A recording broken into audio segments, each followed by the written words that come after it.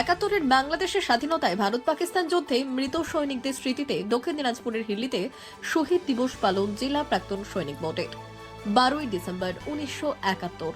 ওই যুদ্ধে ভারতীয় সেনাবাহিনীর শহীদ 468 সেনাকে গণদাহ করা হয় হিলি ফুটবল মাঠে।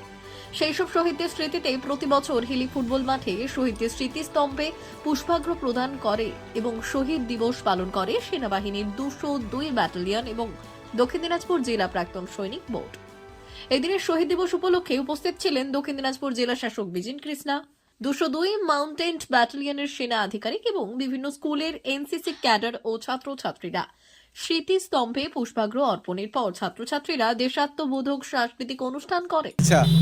প্রথমত ধন্যবাদ, আপনারা এসেছেন এই দিনেও। আজকের দিনে 12ই ডিসেম্বর 2024 আপনাদের আমন্ত্রণ।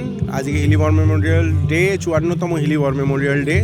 আজ থেকে 54 বছর আগে এই দিনেই এখানে যখন যুদ্ধ হয়েছিল তখন 6টি ব্যাটালিয়ন যুদ্ধে নেমেছিল।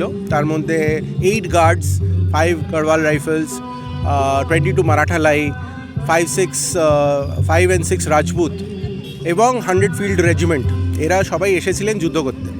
এবং তারা তাদের সৈন্য সামন্ত নিয়ে এসেছিলেন একটি নতুন দেশের সমর্থন করার জন্যে, কিন্তু প্রাধান্যতম তাদের দায়িত্ব ছিল ভারতীয় সেনার অধ্যক্ষটা দেখার।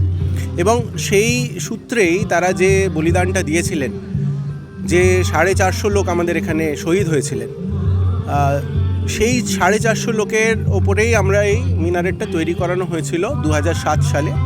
ইন্ডিয়ান আর্মি থেকে এটা বানানো হয়েছিল এবং প্রত্যেক বছর ইন্ডিয়ান আর্মি এখানে একটা কন্টিনজেন্ট পাঠান 12 তারিখে।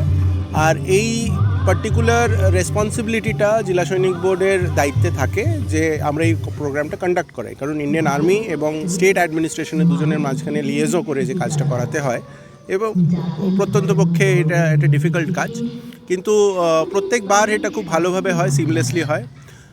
গত বছর আমরা এখানে আমাদের ডিভিশনাল কমান্ডারকেও পেয়েছিলাম। এবছর আমরা সৈনিকবৃন্দদের মধ্যে একটু যারা অফিসাররা আছেন, সিনিয়র অফিসাররা আছেন, তারা আছেন, কিন্তু নেতৃত্ববৃন্দ হিসেবে তাদেরকে এবছর আর আমরা জ্বালাতন করছি না। আমি তাই জন্য আপনাদের সবাইকে স্টেটমেন্টটা দিচ্ছি। এবং আপনাদের এটা জেনে খুব খুশি হবেন যে এখানে এই ওয়ার মেমোরিয়ালটা 2022 সালে যখন সড়ক নির্মাণের সময় নষ্ট হয়ে গেছিল, ইন্ডিয়ান আর্মির নেতৃত্বে এইটাকে আবার নবীকরণ করা হয়েছিল। আর তার জন্যে ইন্ডিয়ান আর্মি অনেক টাকা খরচা করেছিলেন।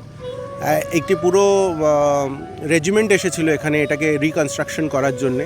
আজকে আমাদের কাছে এখানে হিস্টোরিক্যাল বাস্ট বানানো হয়েছে, এখানে ম্যাপস লাগানো হয়েছে, যাতে প্রজন্ম, আমাদের যে পরবর্তী প্রজন্ম আছে, তারা যেন এর ব্যাপারে জানতে পারে, শিখতে পারে।